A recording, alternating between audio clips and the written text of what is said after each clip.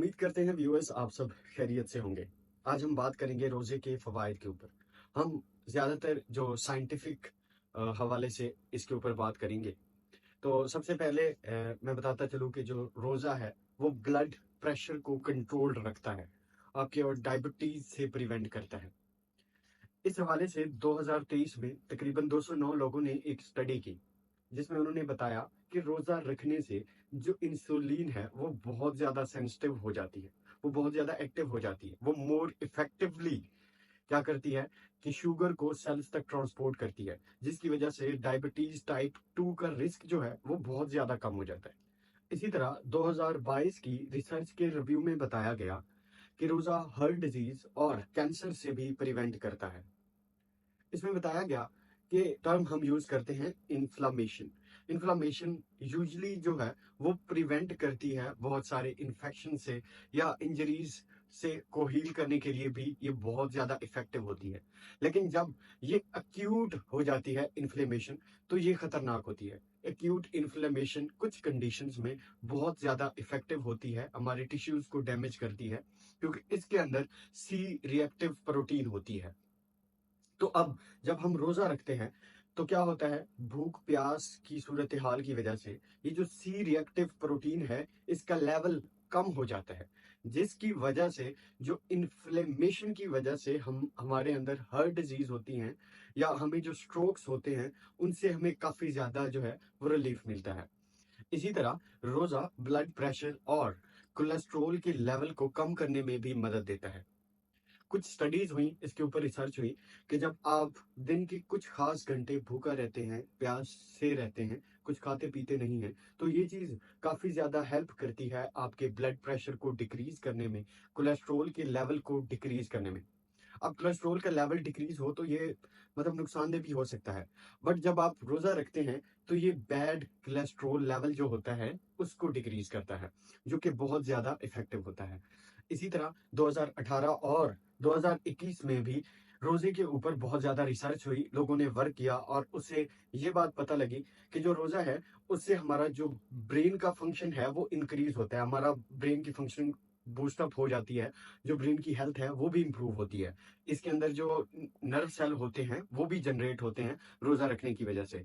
तो इस तरह जो रोजा होता है वो ब्रेन के लिए भी इफेक्टिव होता है और हमारे जो जनरेटिव सेल्स होते हैं या नर्व सेल्स होते हैं उनके लिए भी ये काफी ज्यादा इफेक्टिव होता है।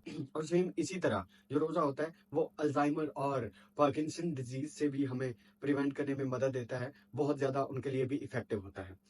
इसी तरह अगर हम बात करें तो ये वेट लॉस के लिए भी बहुत ज्यादा इफेक्टिव होता है। रोजा जो है वो वेट लॉस में काफी ज्यादा हेल्पफुल होता है, यानी काफी जो डॉक्टर्स होते हैं वो भी इस चीज को रिकमेंड करते हैं कि आप जो खासतौर पर मुस्लिम डॉक्टर्स हैं वो रिकमेंड करते हैं पेशेंट्स को कि आप रोजा रखें, तो इसे क्या है कि वेट लॉस करने में बहुत ज्यादा मदद मिलती है।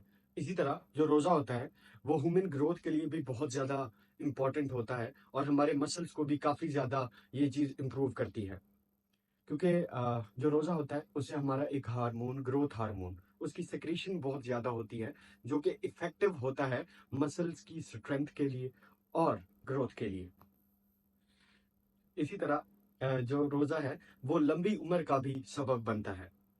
2021 में कुछ स्टडीज हुई जिनमें ये बात पता लगी कि जो रोजा है, रोजा रखने से कुछ बैक्टीरियाज, कुछ खास किस्म के बैक्टीरियाज होते हैं जिनकी डाइवर्सिटी हमारी बॉडी के अंदर ज्यादा हो जाती है।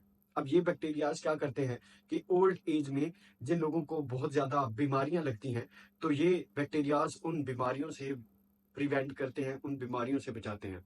तो इस तरह जो रोजा है वो लॉन्गिविटी के लिए भी बहुत ज्यादा असरअंदाज होता है, जो लंबी उम्र है उसके लिए भी बहुत ज्यादा इफेक्टिव है, यानी इससे उम्र भी आपकी बढ़ती है।